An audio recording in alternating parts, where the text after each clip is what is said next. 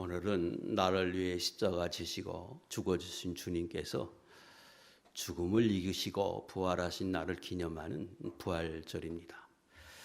죄와 사망과 흑암의 권세를 이기시고 승리하신 그 주님의 권능이 저와 여러분의 삶 속에 늘 함께 하셔서 여러분들의 삶에서도 이 부활의 능력이 나타나는 귀한 종들 될 수 있기를 축복합니다.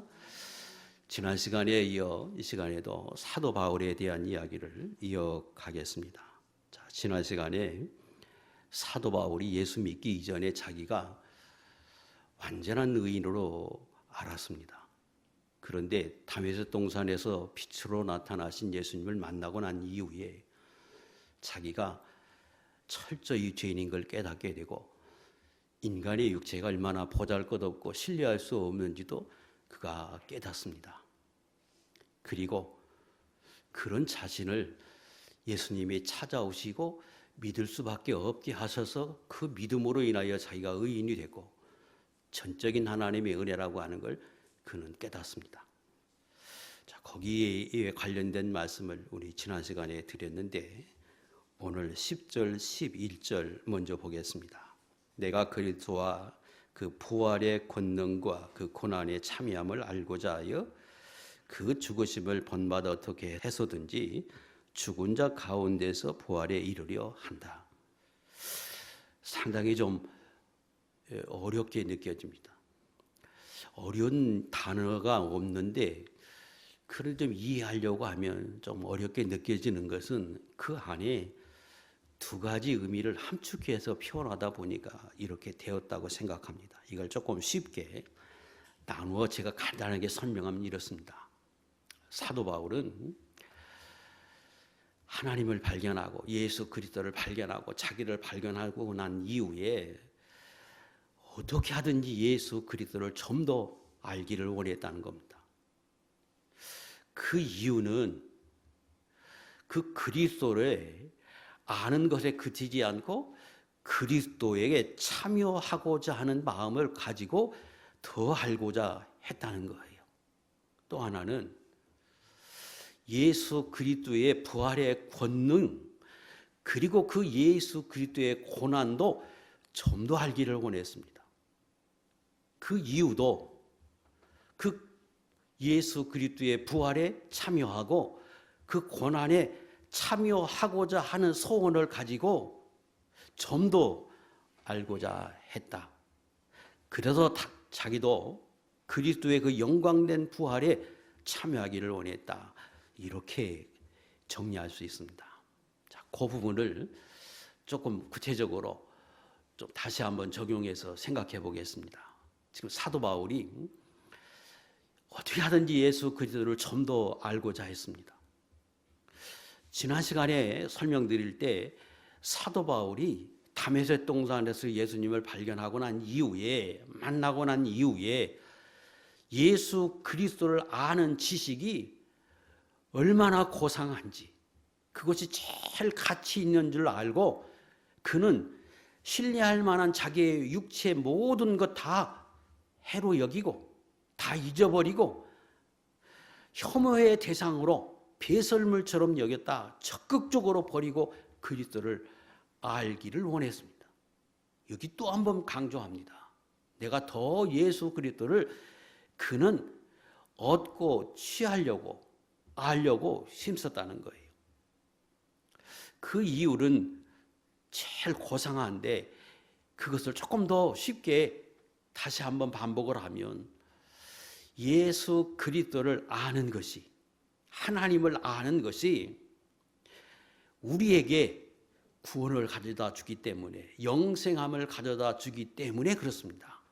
요한복음 17장 3절 여기 안다고 하는 건 체험적으로 경험적으로 아는 거예요. 그래서 철저히 그걸 예수 그리스도를 발견하고 알아서 부인할 수 없는 그분을 믿을 수밖에 없는 정도의 암 그것이 예수 그리스도를 아는 거고 그 알므로 인해서 믿을 수밖에 없고 믿음으로 인하여 구원을 얻습니다. 영생을 얻습니다. 또 그 예수 그리스도 안에는 이 세상에 있는 모든 지혜가 거기 포함되어 있고 의로움과 거룩함과 그리고 구원이, 여기 구원은 미래의 구원뿐 아니라 현재의 구원도 포함됩니다. 삶 속에 어렵고 고난이 있고 시련이 있다. 그것도 어떻게 하면 내가 거기서 벗어나는지 이 땅에서의 구원도 다 포함되어 있어요. 그래서 고린도전서 1장 30절에 말씀하는 게 그런 거고, 골로새 2장 2절에는 그리스도는 비밀이다. 하나님의 비밀이다. 성령과 말씀의 역사 아니면 믿어지지 않을 뿐 아니라 그 안에는 모든 게 다 포함되어 있어서 우리로 하여금 삶의 지혜도 주고 풍성한 은혜를 누리도록 그 그리스도 안에 다 있다. 그걸 사도 바울이 깨닫습니다. 그래서 지금 사도 바울은 좀 더 알기를 원했습니다. 그리고 그 알의 목적이 지식으로 아는 게 그치는 게 아니고 그 그리스도가 비밀이요, 풍성함이요, 그 안에 모든 게 다 포함되어 있다면 내가 그 그리스도로 인하여 그것을 내 것으로 삼고 나도 그 그리스도에 참여해서 누리고 싶어 하는 마음이 있어서 알고자 했다는 거예요. 참여하고자 하는 말은 그 그리스도와 더불어서 함께 누리려고 합니다. 자, 이 말 속에 아주 여러 가지가 포함되어 있는 말이에요. 예수 믿는 사람은, 저와 여러분은 이미 그리스도 안에 참여하는 사람이 되었습니다.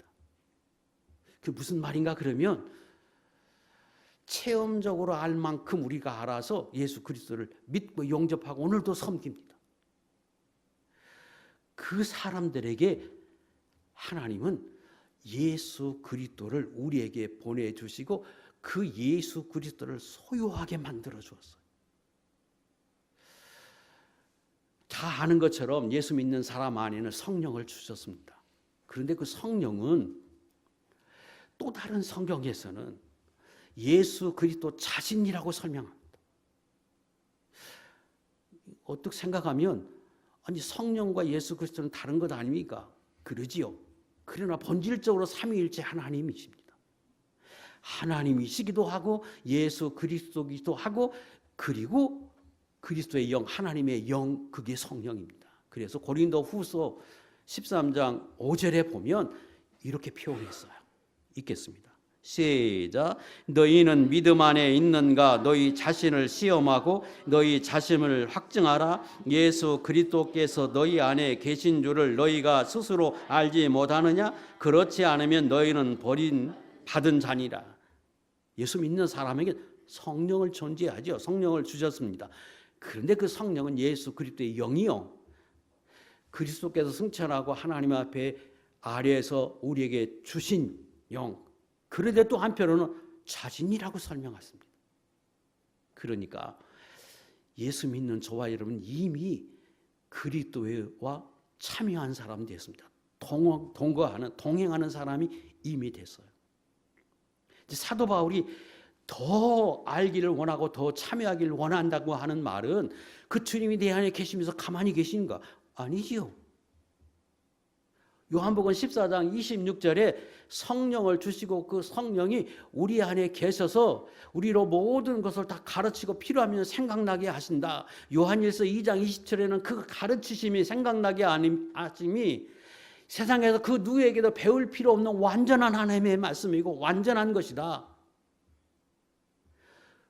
그 주님이 네 안에 계셔서 계속해서 생각나게 하고 감동해 주시고 알게 하세요. 그리고 그 성령의 역사로 인하여 내 삶 속에서도 성령으로 깨닫게 하세요. 사도 바울이 그걸 발견하고 알고 난 뒤에 그는 어떻게 하든지 그 예수 그리스도의 인도하심이, 말씀하심이 자기 안에 있고 삶 속에서 역사하시는 그 주님이 말씀을 듣고 준행하고 살아서 실제로 그 주님에게 말씀에 참여하고 그 말씀의 인도를 따라가고 주시는 은혜를 받고 누리기를 원했습니다. 그러지 않겠어요? 정말 깨닫고 보니까 자기는 육체에 신뢰할 만한 사람이었어요. 그것 때문에 자기는 최고라고 여겼는데 알고 보니까 오히려 그것이 하나님을 아는데 방해가 됐어. 다 버리고 잊어버리고 혐오의 대상처럼 배설물처럼 여기고 나는 이제부터 오직 예수 그리스도를 아는 것 여기에 집중하겠다. 왜? 거기 다 있으니까. 그 그리스도를 어떻게 아느냐? 제일 쉽게 알 수 있는 게 성경이지요. 성경은 예수 그리스도의 말씀이고 하나님의 말씀이니까.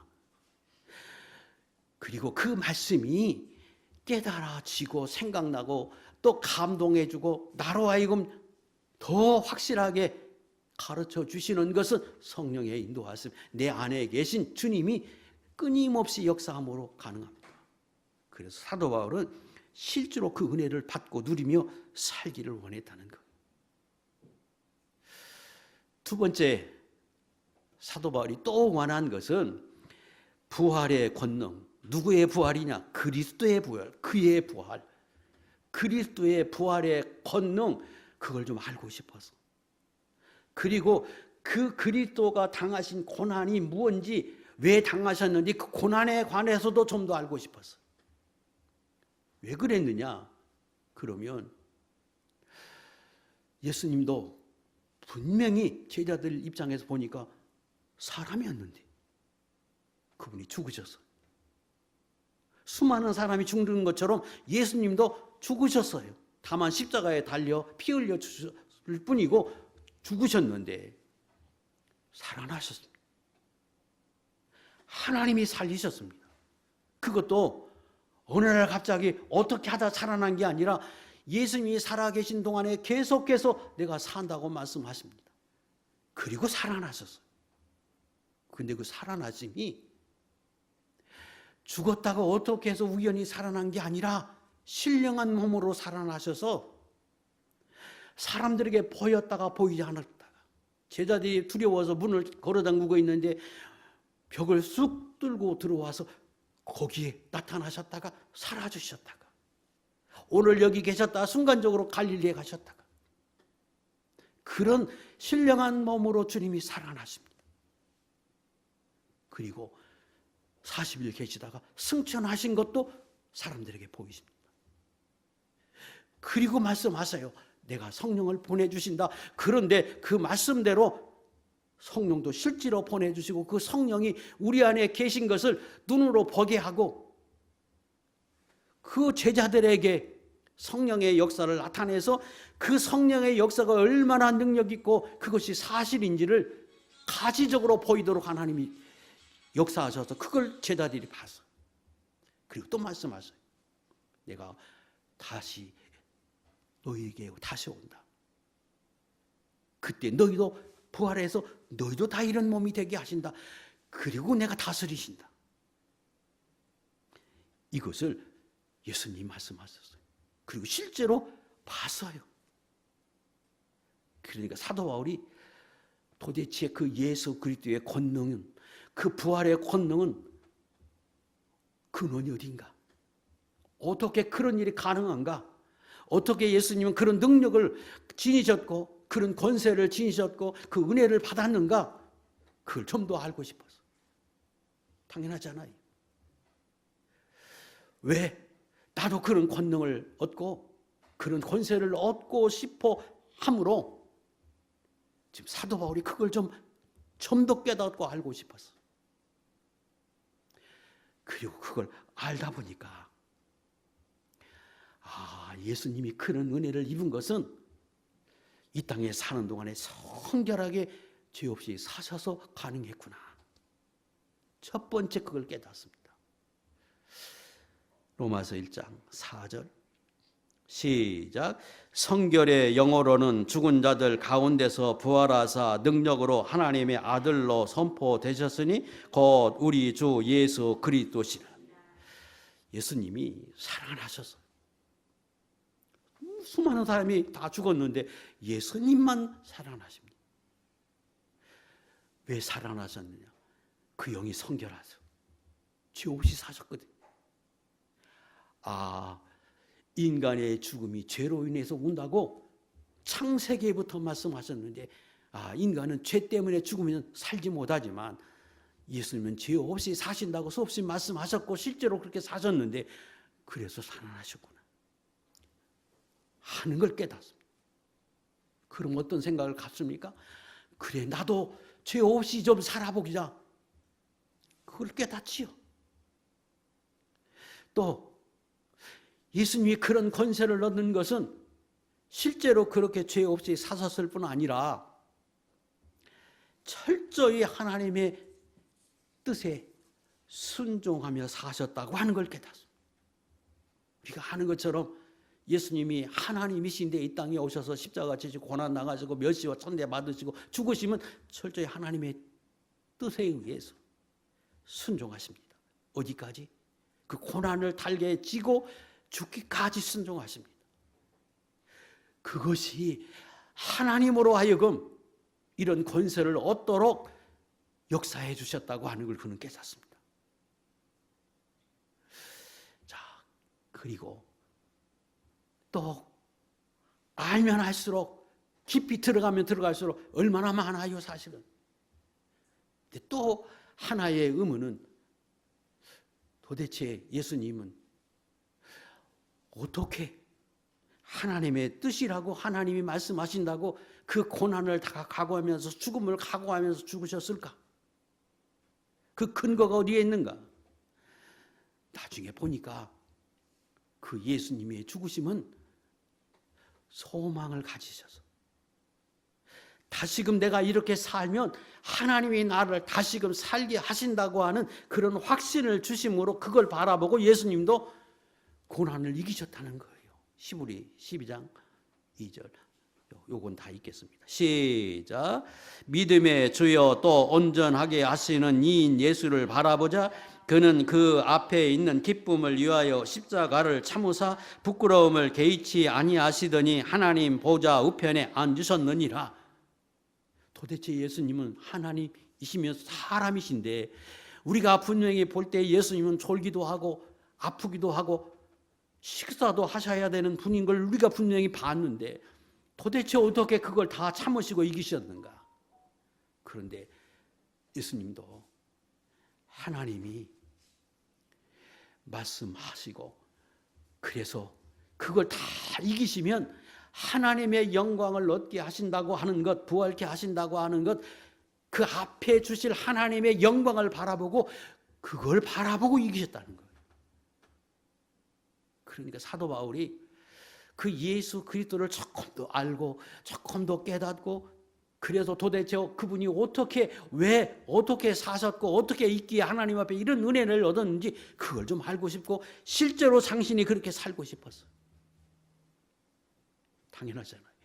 이것이 사도 바울이 그리스도를 발견하고 난 이후에 예수님을 더 알고 싶고 그리스도의 권능과 고난을 좀 더 알고 싶었어요. 그리고 실제로 그는 깨닫고 난 이후에 당신도 그리스도가 지셨던 그 십자가 그 고난 이런 것도 달게 지면서 예수님을 본받아서 실제로 살기를 원했고 실제로 살려고 결심했습니다. 왜? 11절에 어떻게 해서든지 죽은 자 가운데서 나도 그런 권세 있는 부활에 이르려고 사도 바울이 실제로 십자가도 지고 예수님을 본받아서 그렇게 살려 했다는 거예요. 골로새 1장 24절 이 말씀도 우리가 잘 압니다. 시작. 나는 이제 너희를 위하여 받는 괴로움을 기뻐하고 그리스도의 남은 고난을 그의 몸된 교회를 위하여 내 육체에 채우노라. 그래서 그가 하나님의 사역을 감당하면서 당하는 모든 고난을 기쁨으로 감당합니다. 왜? 이거 감당하는 만큼 나도 그리스도의 권세에 있는 부활에 참여하고 나도 하나님이 그런 은혜를 입혀 주실 것을 깨닫고 그는 어떻게 하든지 할 수만 있다고 하면 교회를 위해 성도를 위해 하나님 나라를 위해서 십자가를 달게 지고 싶어 하셨어요. 그리고 우리에게 말씀하십니다. 너희도 그리스도의 남은 고난을 너희도 지고 너희도 감당해 가라.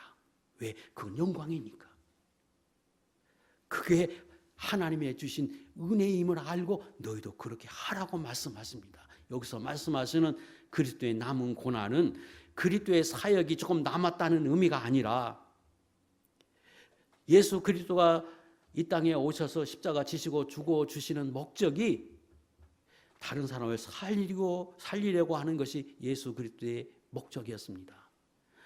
오늘 그분이 모든 사역을 다 완성하셨습니다. 누구든지 예수만 믿으면 구원받는 은혜를 오늘 얻는 길을 예수님은 내셨습니다. 그래서 완성하셨어요. 다만 그 일을 이루기 위해서 오늘도 전도가 필요하고 교회의 봉사가 필요하고 많은 사람들에게 그 일을 이루기 위해서 예수님이 하셨던 것과 같은 십자가 지면서 고난을 각오하면서 희생하면서 그 일을 누군가 해야 하는 그 일을 그리스도의 남은 고난으로 표현한 것이지 뭔가 더 해야 구원을 완성한다는 의미가 절대 아니에요. 그 일을 감당하면 오늘도 예수님이 받으셨던 그 영광을 오늘 우리도 누릴 수 있다, 받을 수 있다. 이것을 사도 바울이 깨닫고 그는 결혼도 하지 않습니다. 그리고 세계 곳곳에 다니면서 수많은 사람에게 복음을 증거하고 그 복음을 증거하는 것으로 만족하고 기뻐하면서 주실 소망을 바라보면서 그는 살다가 일찍 선교하셔서 하나님 앞에 갔습니다. 오늘 부활절을 맞는 저와 여러분들도 다 부활을 믿습니다. 하나님의 살아계심과 그분이 말씀하신 이 모든 것을 다 우리는 믿습니다. 그리고 저와 여러분들도 부활에 참여합니다. 그 참여하는 근거가 어디 있느냐? 어떻게 확신할 수 있느냐? 그러면 아까 제가 설명드린 대로 예수님이 죽었다가 유일하게 살아날 수 있었던 것은 그분은 죄가 없었기 때문입니다. 그런데 오늘날 예수 믿는 저와 여러분들도 수많은 사람들과 같이 죄인 속에서 살아왔지만 예수 믿는 사람만 예수 그리스도로 인하여 죄사함을 받는 은혜를 주셨습니다. 그것이 하나님의 뜻입니다. 하나님의 뜻이 우리로 하여금 예수 그리스도를 통하여 죄사함을 받고 구원을 얻는 이 일을 하나님의 뜻이었고 그 일을 위해서 예수님이 이 땅에 오셨어요. 요한복음 6장 40절 내 아버지의 뜻은 아들을 보고 믿는 자마다 영생을 얻는 이것이니 마지막 날에 내가 이를 다시 살리리라. 이게 하나님의 뜻입니다.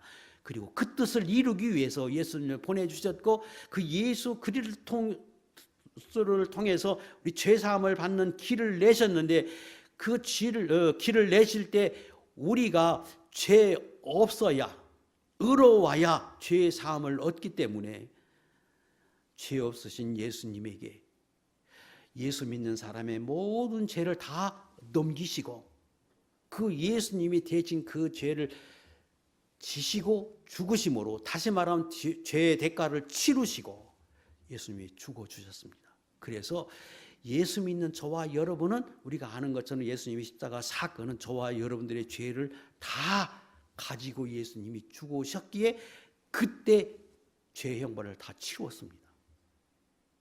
그래서 예수 믿는 사람은 이미 죄 대가를 예수님으로 인해서 치루었어요. 그리고 죄 없음이 어떻게 확인됐느냐?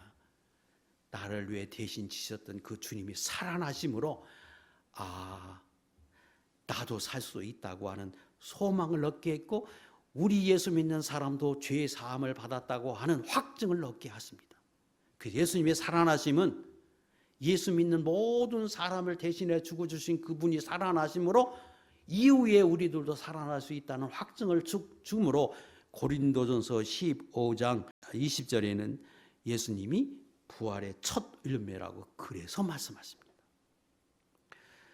자, 그래서 오늘 부활절이 되면 교회에서 달걀을 나누어 줍니다. 오늘 우리 예배 마친 뒤에 여러분들에게도 달걀을 나눠 줄 건데 그 달걀을 드시면서 비록 우리가 이 땅에 사는데 세상 사람들과 똑같은 외모를 가지고 우리가 살지만 우리 안에는 그 달걀 안에 생명이 있어서 적당한 시간이 되면, 때가 되면 그 달걀을 깨고 병아리가 나오는 것처럼 예수 믿는 사람도 그리스도 안에 품겨져서 살았기 때문에, 하나님 품에 품겨져서 살았기 때문에 예수님이 다시 오시면 우리도 외모는 다 똑같이 세상 사람과 똑같은 모습이지만 생명의 부활로 나올 수 있다고 하는 이 소망을 가지고 기쁨과 감사함으로 예배드리라고 달걀을 나눠줍니다.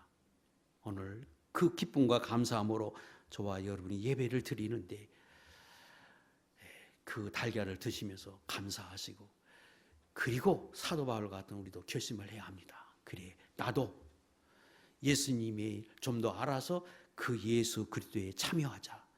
그리고 그리스도의 권능과 권세, 그리고 그 십자가의 고난을 달게 지심으로 인하여 그런 영광을 누렸으므로 우리도 예수 믿는 사람이 예수 믿는 것으로 하나님의 뜻을 이루는 일에 여러 가지 시련과 고난이 있어도 내가 그걸 달게 지자, 이렇게 결심하고 또 앞으로도 그렇게 살아가는 하나님의 종들이 될 수 있기를 주의 이름으로 축복합니다. 하나 더 명심해야 할 것은, 항상 부활절이 되면 말씀드리지만 나중에 예수님이 오시면 저와 여러분은 다 신령한 몸으로 부활하게 될 겁니다. 그런데 그때에 각각의 부활의 영광체가 다르다고 하는 사실도 성경은 강조하십니다. 고린도전서 15장 41절, 해의 영광이 다르고 달의 영광이 있고 별과 별로 빛이 다른 것처럼 예수 믿는 사람 모두가 다 신령한 몸으로 부활할 것인데 그때의 빛은, 영광은 다르다. 해의 영광을 지닌 사람이 있고 달의 영광을 지닌 사람이 있고 수많은 별들 가운데 거기에 뚜렷한 별이 있는 것처럼 그런 빛을 가진 사람이 있고 희미하게 부끄러운 구원을 받는 사람도 있다. 이렇게 설명하십니다. 그리고 이것을 요한계시록 19장 8절에서는 다 예수 믿는 사람 천국에 흰옷을 입고 거기 천국에 그리스도와 더불어 하나님과 더불어 영원히 살 것인데 그때 입는 그 흰옷의 영광이 다르다. 빛이 다르다. 빛나는 정도가 다르다. 그 흰옷을 세마포로 비유하시고 그 세마포가 시기가 다르다. 근데 그 시기는 무엇으로 결정하느냐? 이 땅에 살면서 성도들이 얼마나 의롭게 살았느냐에 따라서 그 빛이 달라진다고 설명하십니다.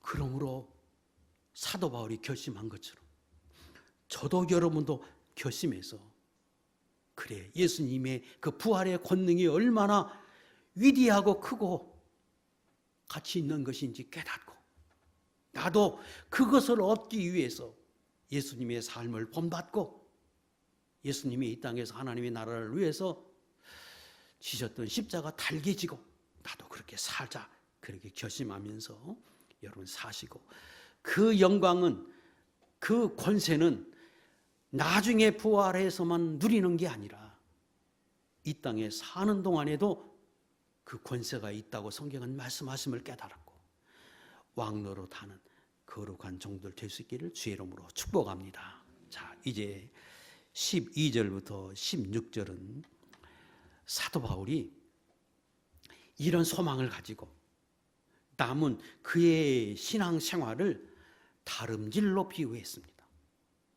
내가 이제 남은 생에 하나님 앞에 신앙의 다름질을 하겠다.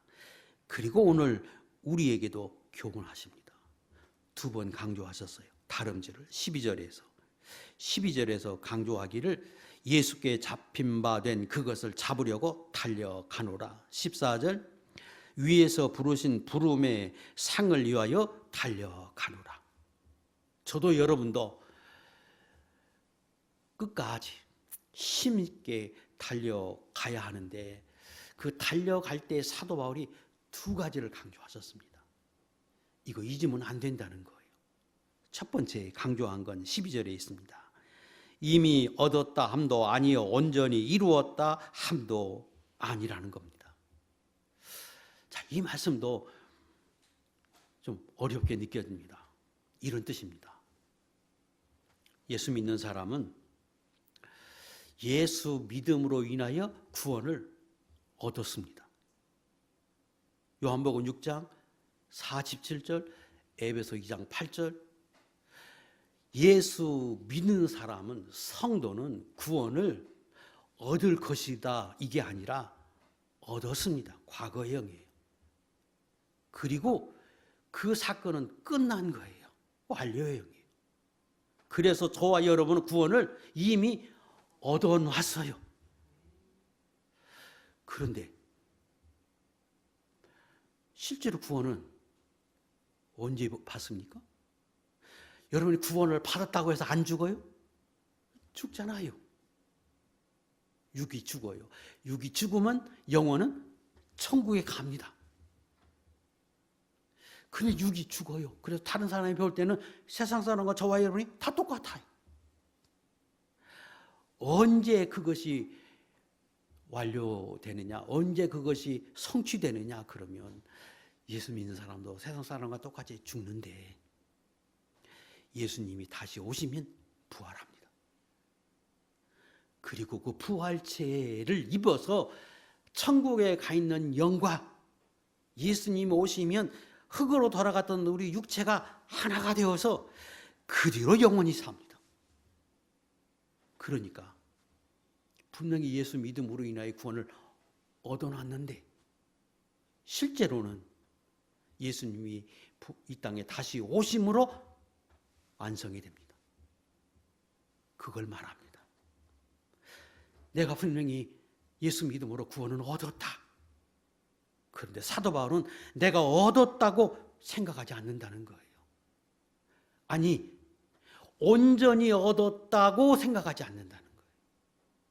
그러니까 예수 믿음으로 구원을 받아놨다, 얻었다, 그걸 부정하는 게 아니에요. 그런데 내가 그것으로 끝난 게 아니라 내가 이 땅에 사는 동안 그 믿음을 지켜야 한다고 하는 것을 강조하는 말이에요. 자, 또 한편으로 보면 저와 여러분 예수 믿음으로 구원을 얻어놨어요. 자, 그러면 이제 막 살아도 됩니까? 이제 교회 떠나고 내 마음대로 살아도 돼요? 안 돼요. 언제까지? 죽을 때까지, 예수님 오실 때까지. 그러면 상실돼요. 분명히 성경은 우리에게 확신을 주기 위해서 과거 완료로 썼는데 현실은 그런다고 막 살면 안 돼요. 그걸 강조합니다. 사도 바울이 그걸 강조하는 거예요. 내가 어떻게 하든지 부활에 참여하고자 한다. 내가 어떻게 하든지 예수님의 권세에 있는 그 부활을 얻는 것과 같은 권세의 자가 나도 되기를 원하고 이 땅에서도 예수 믿는 사람에게 죽음의 문제 다 끝난 것과 같아도 예수님 안에서 살면 그 예수님이 간섭하면 내가 다시 살고 은혜를 얻을 수 있다고 하는 이 확신을 사도 바울이 얻었는데 그 능력을 받았는데 그런데 내가 현실 속에서 살아가면서 죄와 싸워 이기고 내가 믿음을 끝까지 지킬 때 그것이 내 것이 될 수 있음을 나는 알아서 얻었지만 완전히 얻었다고 여기지 않는다는 거예요. 이 자세가 저와 여러분들이 있어야 합니다. 이걸 바로 못하면 이단이 되는 거예요. 구원파가 왜 이단이라고 말하느냐? 구원을 얻었다, 체험했다, 너는 하나님의 자녀다. 그래서 그 이후의 삶은 강조하지 않아요. 그 이단이에요. 사도바와 같은 정신 내가 다 얻었어요. 이미 확보됐어요. 그러나 나는 얻었다고 여기지 않고 이루었다고 여기지 않고 나는 끊임없이 주 앞에 살겠다는 거예요. 두 번째, 예수 믿는 사람은 예수 믿음으로 인하여 의인이 됐습니다. 완전한 의인. 천국에 들어가 있었는 의인으로 하나님 앞에 인정을 받아서 우리는 그걸 칭의라 그렇게 말합니다. 그런데 정말로 의인입니까? 여러분 안에 죄가 없습니까? 여전히 내게 부패성이 남아서 분명히 성경은 의인이라고 말하는데 분명히 나를 천국의 백성으로 완전하다고 말은 하는데, 그래서 천국에 지금 죽어도 들어간다고, 죄 없는 사람만 가는 천국에 간다고 말씀하시는데, 실제로 나는 부패성이 남아서 여전히 죄를 짓고 삽니다. 그래서 사도 바울이 말하는 거예요. 온전히 이룬 게 아니다. 온전히 이루었다고 너 의인이라고 하나님이 칭해 주었지만 나는 이 세상에 살며 죽는 데까지, 그래서 다시 주님이 부활해서 신령한 몸으로 나를 입혀주기까지 나는 온전히 의인이 이루었다고 여기지 않겠다. 실제로 저와 여러분이 분명히 예수 믿어서 의인이 됐지만 여전히 부패성이 있습니다. 그래서 예수 믿어도 이 부패성이 가진 육은 그래서 죽고 흙으로 돌아갑니다. 그리고 예수님이 다시 이 땅에 오시면 신령한 몸으로 그때 살려서 죄 짓지 않는 몸, 병들지 않는 몸, 왜? 죄가 없으니까, 죄를 짓지 않으니까 그 몸을 입혀주고 그것으로 영원히 의인으로 천국에 영원히 살게 하십니다. 그걸 지금 사도 바울이 깨닫고 말씀한 겁니다. 로마서 4장 5절, 이를 아니할지라도 경건하지 아니한 자를 의롭다 하시는 이를 믿는 자에게는, 저와 여러분 믿어요, 믿는 사람은 무슨 일을, 선한 일을 행해야 의롭다함을 얻는 게 아니에요. 내가 완전한 의인이 돼서 내 안에 속에 부패성이 하나도 없는 그런 사람이 되어서 의인으로 인쳐준 게 아니에요. 여전히 예전과 같은 모습인데, 완전히 경건하게 산 것도 아닌데 나를 의인으로 여겨줬습니다. 무엇으로? 그의 믿음을 의로 여기셔서 예수 그리스도가 나를 위해 죽어주셨다고 하는 사실, 하나님이 그 예수 그리스도를 보내주신 그 사랑을 내가 믿는 것 때문에 나를 의로 여겨줬을 뿐이지 실제로는 그게 아닙니다. 불법이 사함을 받고 죄가 가려짐을 받는 사람들은 복이 있다. 그래서 예수 믿는 사람, 하나님이 죄를 죄로 여기지 않고 가려주는 저와 여러분이 복이 있다고 말씀하는 겁니다. 그래서 사도 바울이 지금 말씀하는 거예요. 나는 이제 분명히 하나님 앞에 의인이 됐다. 전적인 하나님의 은혜다. 그러나 이루었다고, 내가 완성이 됐다고, 완전히 얻었다고 여기진 않고 내가 죽을 때까지, 주님 앞에 다시 주님이 오실 때까지 나는 어떻게 하든지 주님 앞에 믿음으로 살겠다. 그렇게 결심했다는 겁니다. 왜? 부활체의 영광을 얻고 그 영광을 누리기 위해서 죽을 때까지 힘을 다해서 네가 그렇게 살겠다, 이런 결심을 했다는 겁니다. 저도 여러분도 방심하지 말고 그 은혜를 감사하면서 사도 바울과 같은 결심으로 날마다 살아갈 수 있기를 축복합니다. 두 번째는 또 12절 다시 봅니다. 내가 이미 얻었다함도 아니요 온전히 이루었다함도 아니요 오직 내가 그리스도 예수께 잡힌 바 된 그것을 잡으려고 달려가노라. 달려가요. 그런데 내가 예수님께 잡힌 사람이라는 거예요. 자, 이것도 좀 어렵게 느껴집니다. 이건 이런 뜻입니다. 저와 여러분이 예수 믿는 사람이에요. 근데 성경에서 말씀하실 때에는 예수 믿는 사람은 언젠가 내가 예수 믿음으로 하나님의 자녀가 된 게 아니고 하나님이 세상을 창조하기 이전부터 나를 어떻게 했다? 택하셨다. 하나님이 나를 택하셨다. 에베소 1장 4절, 에레미야 1장 5절 여러 군데서 말씀하셨어요. 나를 하나님이 택하셔서. 그리고 하나님이 택하시고 예수님을 이 땅에 보내주실 때에 예수님께 택한 당신의 자녀들을 예수님께 맡겼어요. 어떻게 하라고? 예수님에게 이 사람들은 내가 택한 자녀야.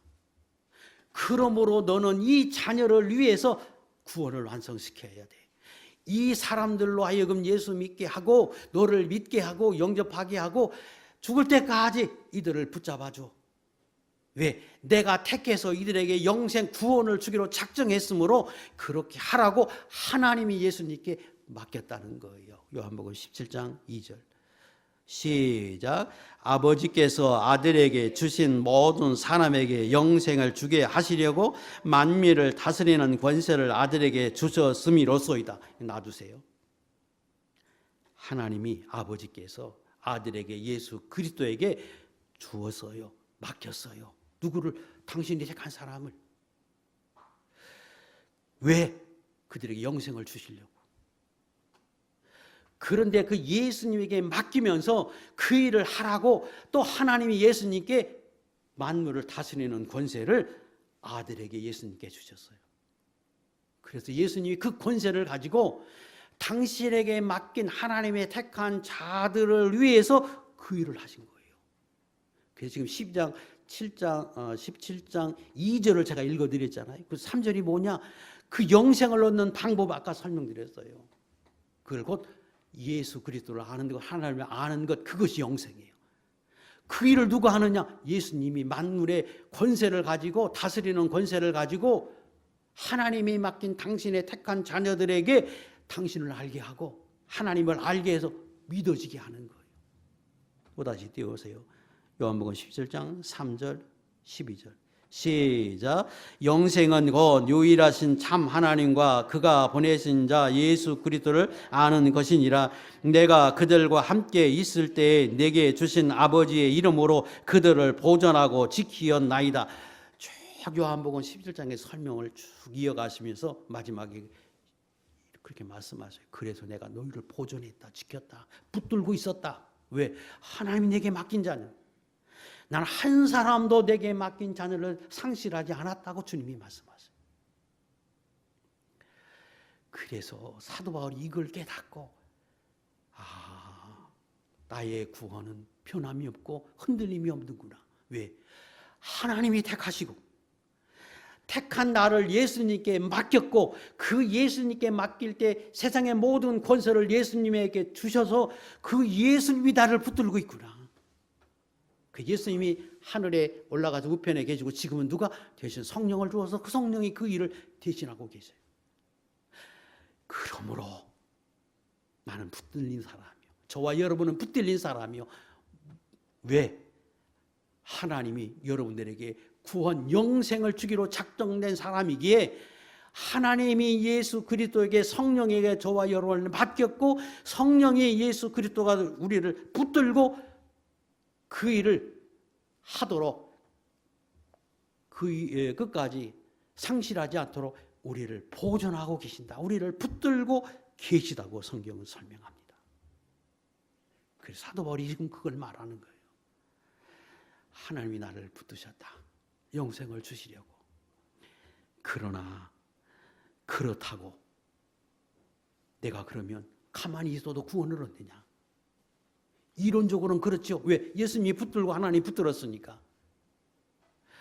그런데 나는 하나님이 붙들었을지라도 나는 내 앞에 그 주실 영광을 바라보고 구원을 바라보고 부활을 바라보고 나는 그것을 잡으려고 나는 달려간다 하고 설명하십니다.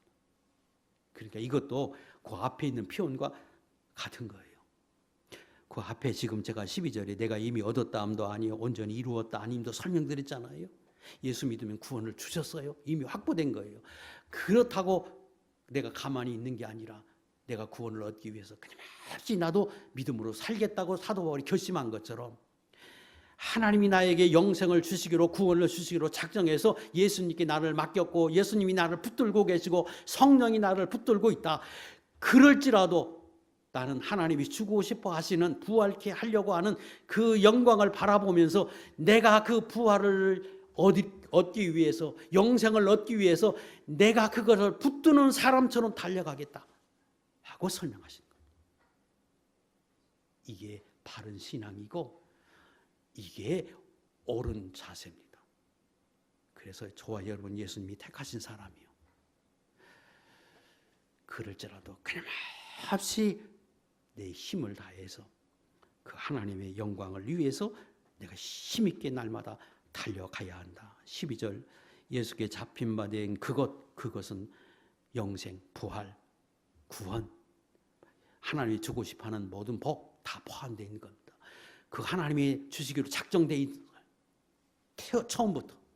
그럴지라도 내가 그걸 얻기 위해서 내가 달려간다. 또 14절에 하나님이 위에서 부르신 부름의 상, 왜 나를 하나님이 택하셨느냐? 그리고 오늘 하나님이 나를 부르셨느냐? 왜 예수 믿는 자리에 두셨느냐? 그것은 나를 택해서 영생을 얻고 구원을 주고 부활에 참여하는 사람이 되기 위해서 하나님이 그렇게 하셨어요. 그리고 그 일을 위해서 예수님이 나를 성령이 끊임없이 나를 역사해 가십니다.